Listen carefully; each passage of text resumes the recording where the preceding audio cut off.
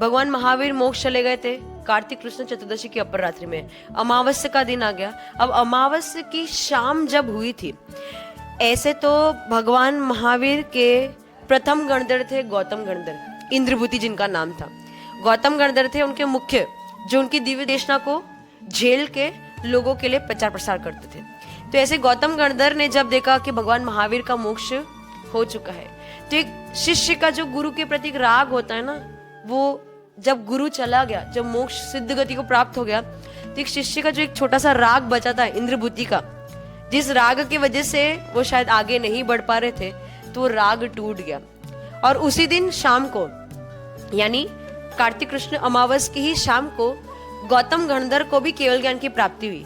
तो लोगों के मन में एक आशा जगी कि भले ही भगवान महावीर की दिव्य देशना तो हमें नहीं मिलेगी, परंतु अब गौतम गणधर की दिव्य देशना खिलेगी, क्योंकि उनको केवल ज्ञान की प्राप्ति हुई। तो जैन धर्म में केवल ज्ञान को लक्ष्मी के स्वरूप में माना गया है। बाह्य लक्ष्मी नहीं या धन रूपी लक्ष्मी की बात नहीं चल रही है, परंतु अंतरंग ज्ञान रूपी लक्ष्मी की बात चल रही है। तो केवल ज्ञान रूपी लक्ष्मी की प्राप्ति हुई थी, इसीलिए उस समय लोगों ने गौतम गणधर की केवल ज्ञान लक्ष्मी की पूजा करी थी। किसकी?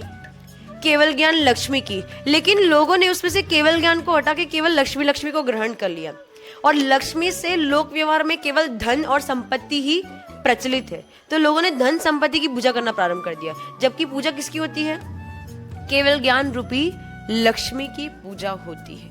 और गणधर, गण को धारण करने वाले अथवा गण के स्वामी, यानी गण के जो ईश है, उनको कहते हैं गणेश। तो वो गौतम गणधर ही गणेश है। तो वो गौतम गणधर की पूजा हुई थी उस समय, उनके केवल ज्ञान लक्ष्मी की पूजा हुई थी। उसके साथ में जिनको ये केवल ज्ञान की प्राप्ति हुई थी, ऐसे गौतम गणधर की भी पूजा हुई थी।